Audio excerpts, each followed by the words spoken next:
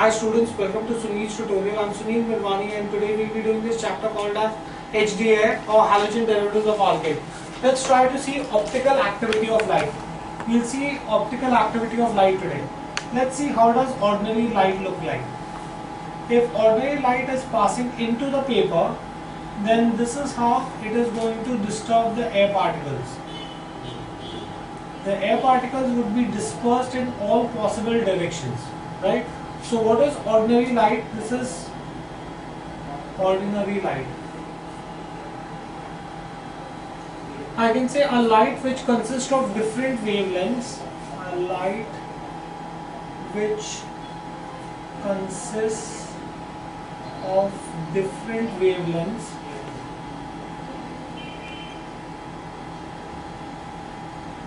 A light which consists of different wavelengths vibrating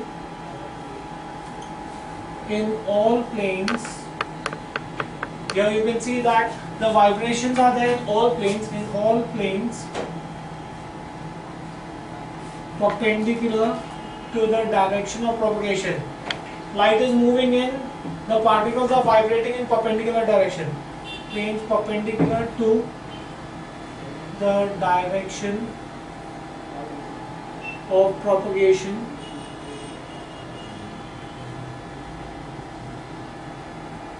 is called or is known as ordinary light. Next, what do we understand by monochromatic light?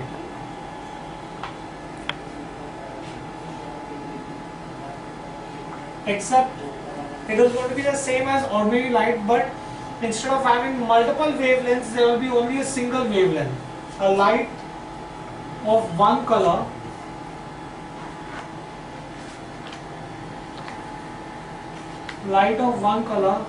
which consists of a single wavelength,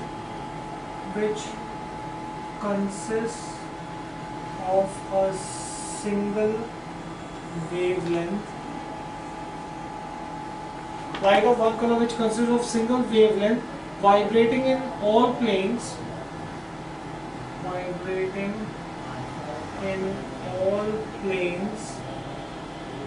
perpendicular to the direction of propagation,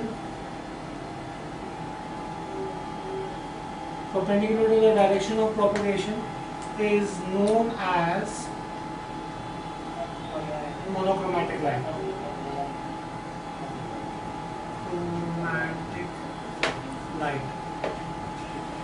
Right? Next, what do we understand by plane polarized light? Plane polarized light. Suppose if you had light like this, if the vibrations were restricted to a particular plane, then that would be called as plane polarized light.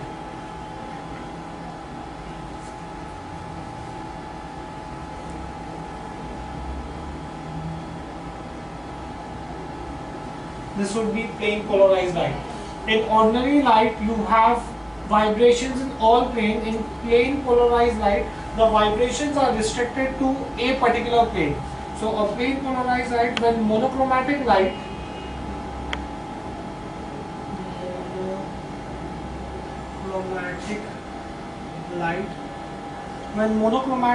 is passed through Nicol prism, the transmitted light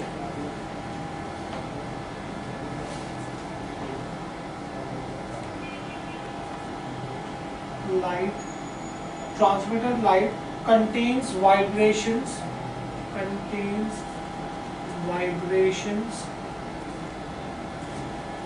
only in one plane,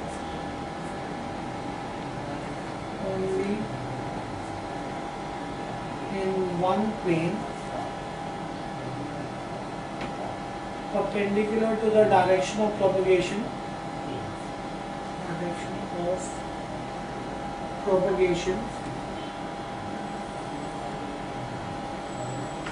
is called as plane polarized light.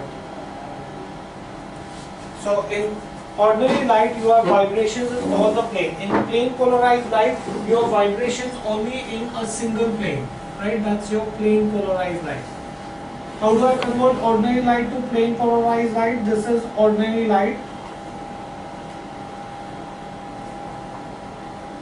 If I pass this through Nicol prism,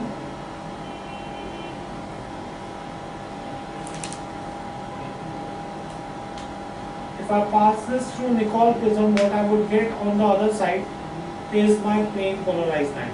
That's how you convert ordinary light into a plane polarized light. Right? Do we get this in here? Okay. Next, what do we understand by an asymmetrical carbon atom?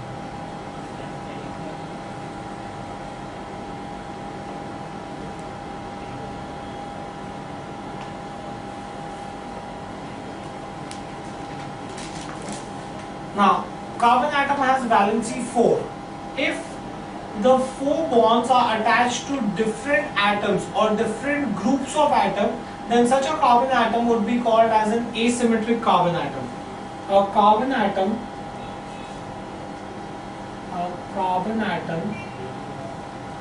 that is attached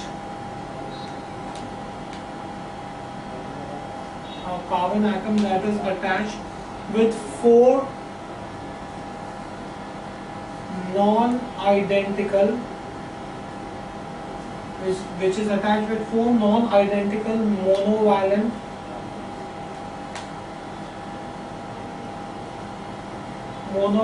atoms or groups of atoms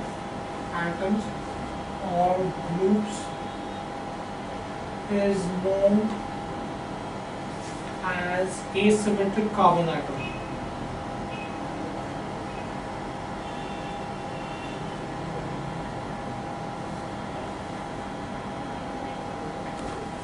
Fine. It is denoted with an asterisk mark. It is denoted with asterisk mark. That's how you denote an asymmetric carbon atom. Next, what do we understand by optical activity?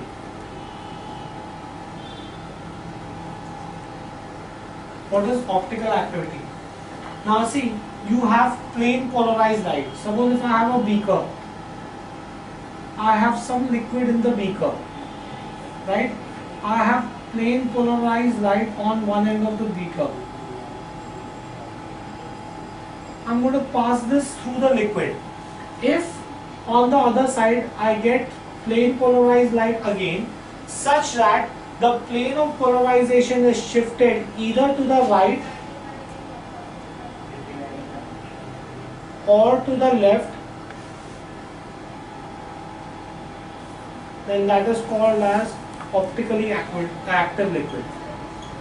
Right? What is optical activity? It is the ability of certain liquids to shift the plane of polarization to the right or to the left. Fine, do we understand this? So what is optical activity? Optical activity, the ability or the property of the substance, the ability or property of a substance to rotate the plane of polarization, to rotate the plane of plane polarized light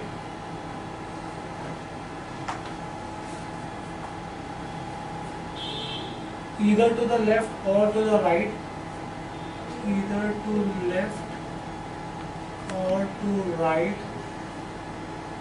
is known as optical activity.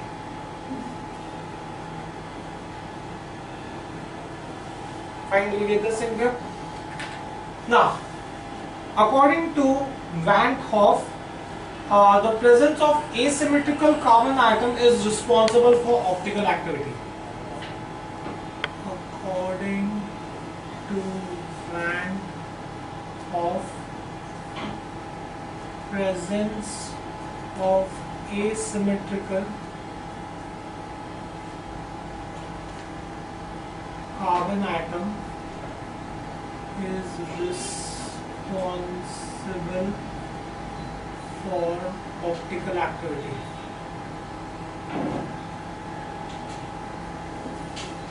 Fine. Next, what do we understand by dextrorotation?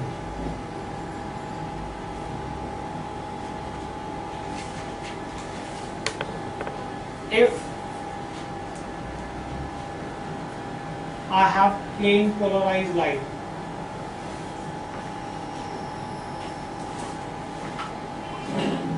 right, passes through a liquid and the plane of polarization shifts to the right, then that is called as a dextrorotary substance. What is a dextrorotary substance? Where the plane of polarization shifts to the right. I can say clockwise rotation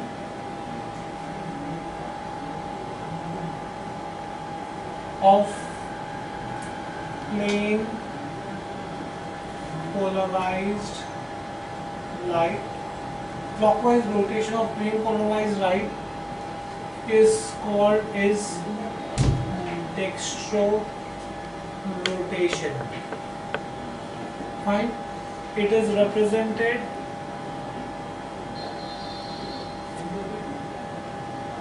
by D or a positive sign. This is how you represent dextrorotary substance. The substances which are responsible for dextrorotation, substances which are responsible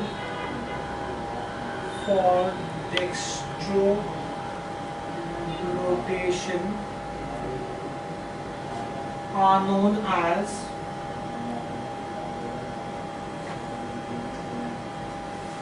dextrorotary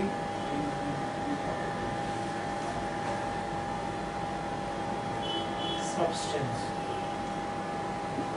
Right, that's dextrorotation.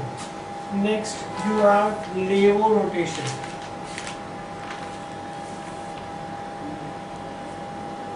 What is levorotation? Plane polarized light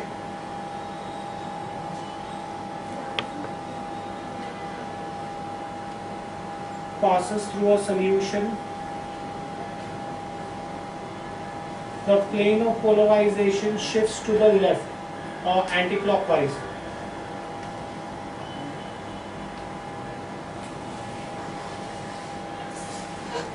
That is called as levorotation, right?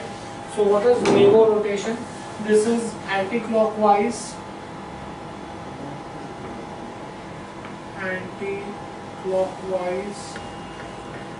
rotation. This is anti-clockwise rotation of plane polarized light.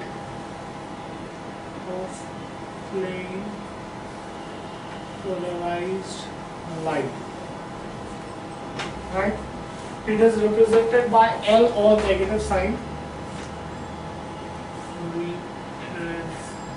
Represented by a small l or a negative sign. Fine. Substances which are responsible. Substances which are responsible for levorotation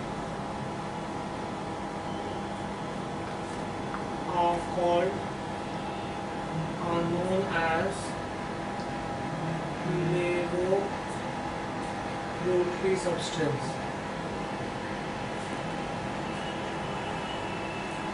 Fine. Next, what do you mean by enantiomers? Enantiomers.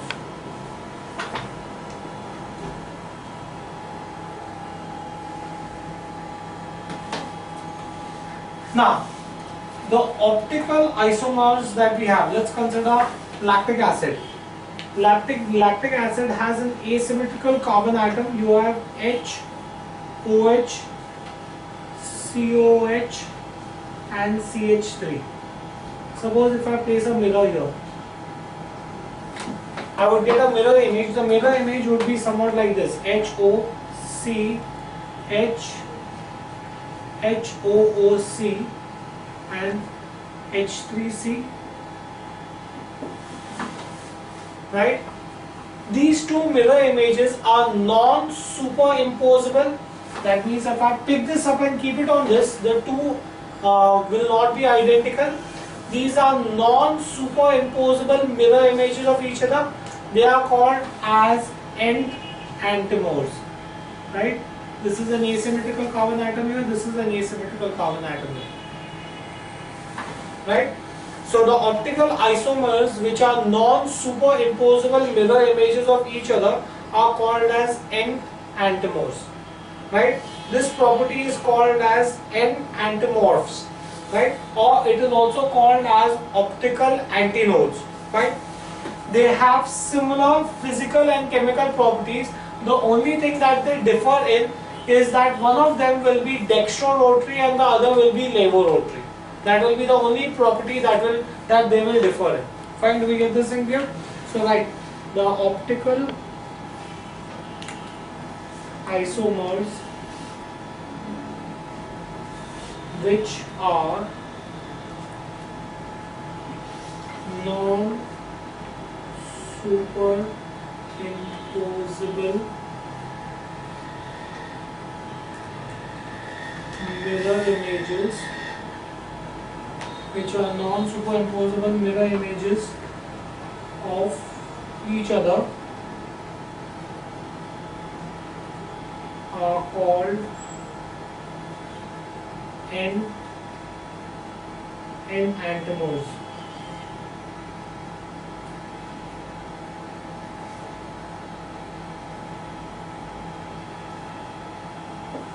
Right? They are also called as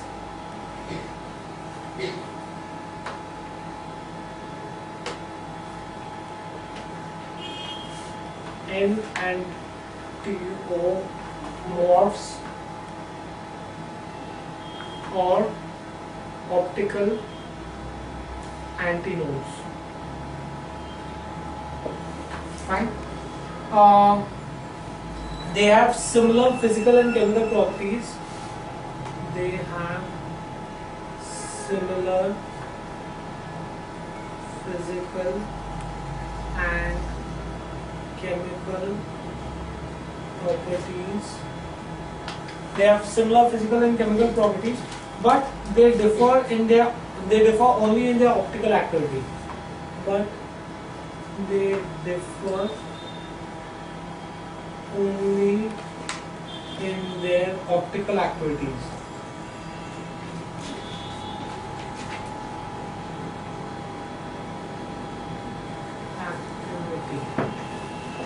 Finally, this in here. If one of the isomers is dextrorotary, then the other will be levorotary. If one of the isomers is dextrorotary, then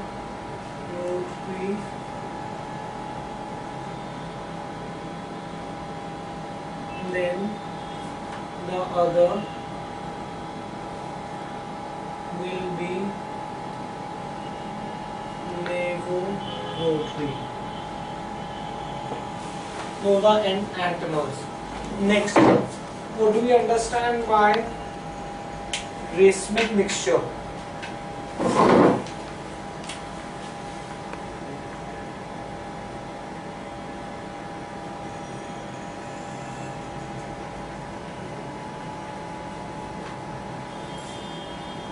Now suppose if I mix equal amounts of equimolar dextro and levorotary substance.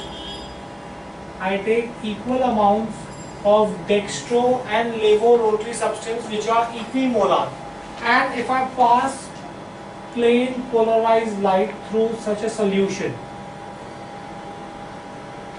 Since the solution contains equal amounts of equimolar dextro and levorotary substance, what I will get is the same plane polarized light with the plane of polarization which has neither shifted to the right nor to the left. Such a mixture is called as a racemic mixture. So what is a racemic mixture? The mixture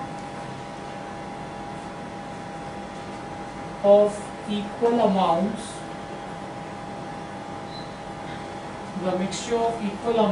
of equimolar dextro and levo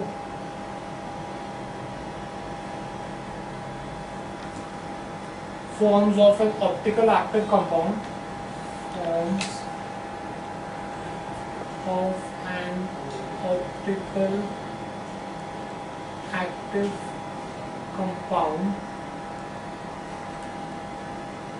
is called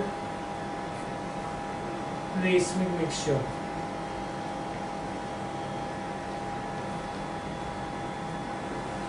Right?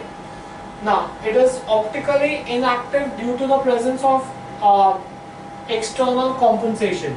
It is optically inactive. It is optically inactive due to external compensation.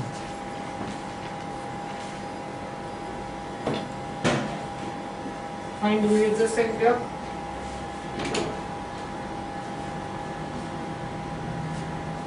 It is optically inactive due to the presence of external compensation. It is denoted as DL. It is denoted as DL. That's the sign with which you denote a racemic mixture, right?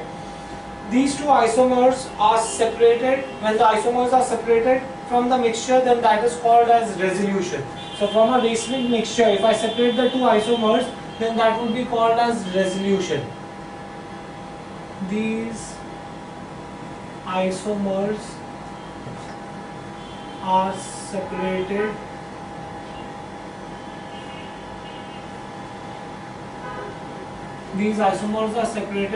from the mixture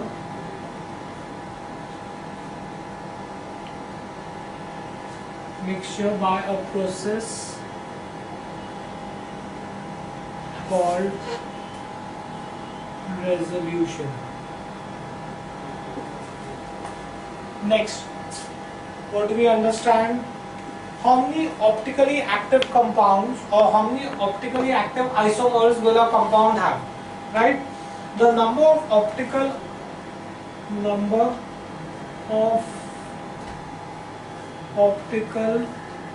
isomers.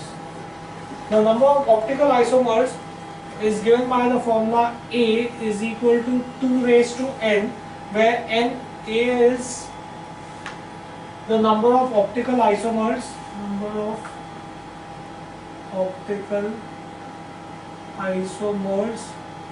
and n is the number of asymmetric carbon atoms.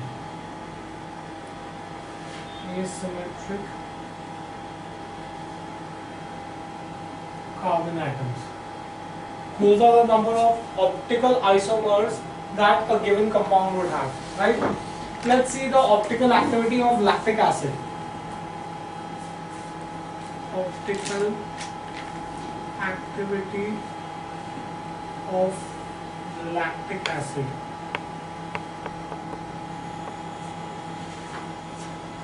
Now, the ability or the property of a substance to rotate a plane polarized light to either right or left is called as optical activity. Ability of a substance to rotate the plane of a plane polarized light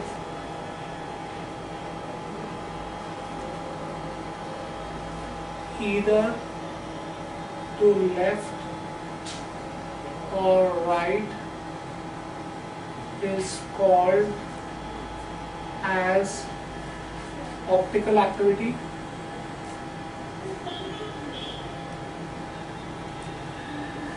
Right? In lactic acid,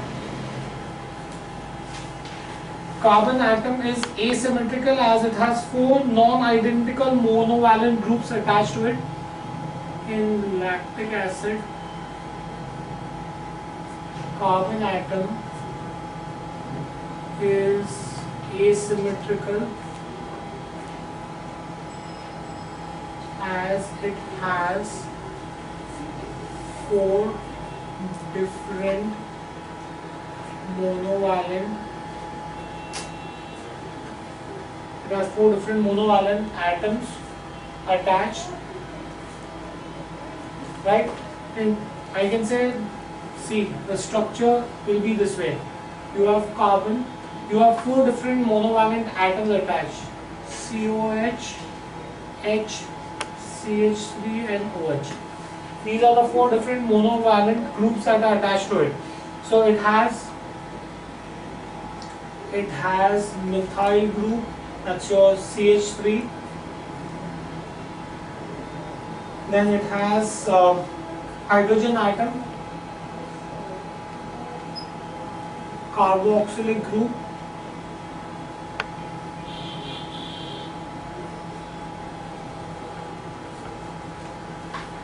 and alcohol group, that's your hydroxyl group. These are the 4 different monovalent groups that are attached to it. The structure has the structure can be arranged in the form of mirror images which are non-superimposable. I could have a mirror image of this which will be non-superimposable, which will be HOC, HOOC, H3C.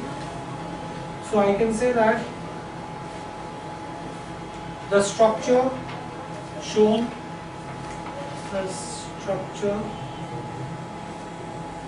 has non-superimposable. The structure has non-superimposable mirror image. Right? Therefore, the 2 structures are optical isomers. Therefore, the 2 structures are optical isomers. Fine. One of them is dextrorotary and the other is levorotary. One of them is dextro and the other is levorotary.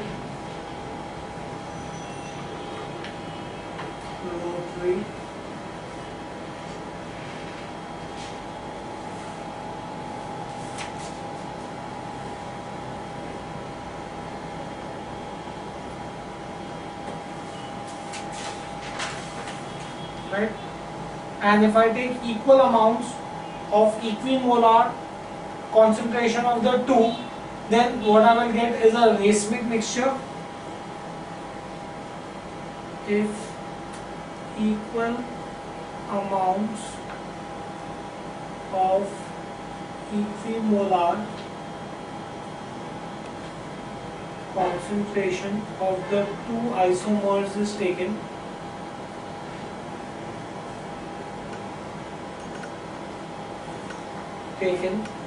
then the mixture will be known. Then the mixture will be racemic mixture, which is optically inactive. Fine.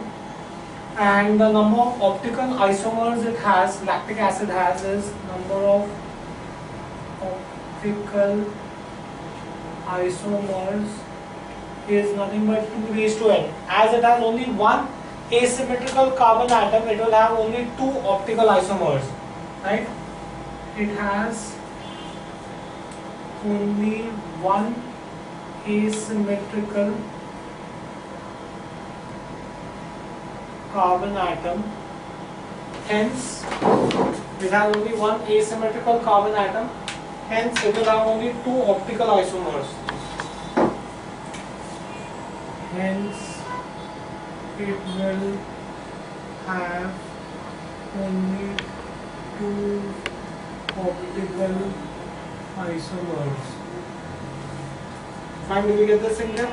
Next, let's see the optical activity like how I've written for lactic acid. The same way you can write for 2-chlorobutane. Optical activity of 2-chlorobutane.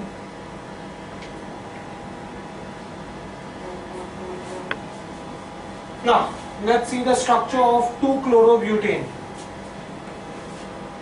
Carbon. It should be an asymmetrical carbon atom. So you have methyl group, hydrogen, ethyl group, and chlorine. 2-chlorobutane. It will give you a non-superimposable mirror image. Suppose if I take a mirror image of this is going to be Cl, CH, H3C, H5C2. Right? I'm going to get mirror image, that is I'm going to get two non-superimposable mirror images of each other. Right? So in that case, as this again has only one asymmetrical carbon atom, that means it is going to have two optical isomers. You write the same answer that we've written for lactic acid. The only thing is that wherever there is lactic acid, you're going to write that as 2-chlorobutane and draw the structure. Fine, do we get this in here? With this, we finish this chapter. We'll stop this here for the day. Thank you very much.